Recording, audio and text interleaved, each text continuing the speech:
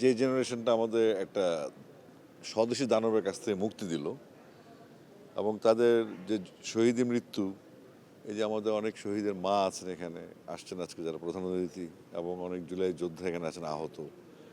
তাদের সাথে গত 2 বছর যে ধরনের র্যান্ডামলি বিচার, ট্রিটমেন্ট এবং লিস্ট করে তাদের দিকে পৌঁছে যাওয়া, তাদেরকে টেক কেয়ার করা, কারণ এত বড় একটা বিপ্লব অভ্যুত্থানের পরে আমাদের এই ছেলেমেয়েরা আসছে, গার্ডিয়ানরা এখানে আছে, এদেরকে দেখে আমি খুবই ভারাক্রান্ত আজকে আমি।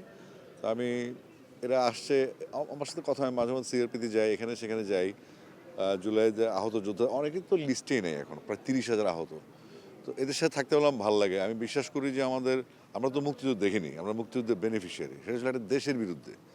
আর এটা ছিল 24 জুলাই, জুলাইয়ের 24টা ছিল আমাদের একটা স্বদেশী দানবের বিরুদ্ধে। অর্থাৎ এইখানে আমাদেরকে অনেক শত শত ছাত্রছাত্রীকে, সাধারণ মানুষকে জীবন দিতে হয়েছে, 30,000-এর মতো আহত হয়েছে। তো এটা আমার পীড়া দেয়।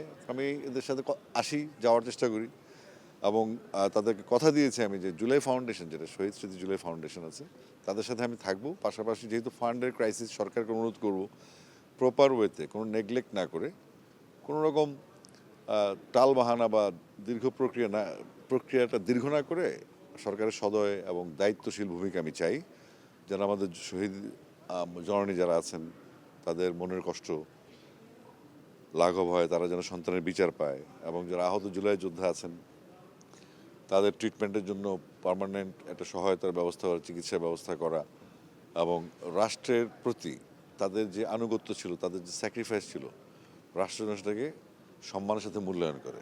এটাই আমার চাহিদা। যেহেতু আপনি আন্দোলনের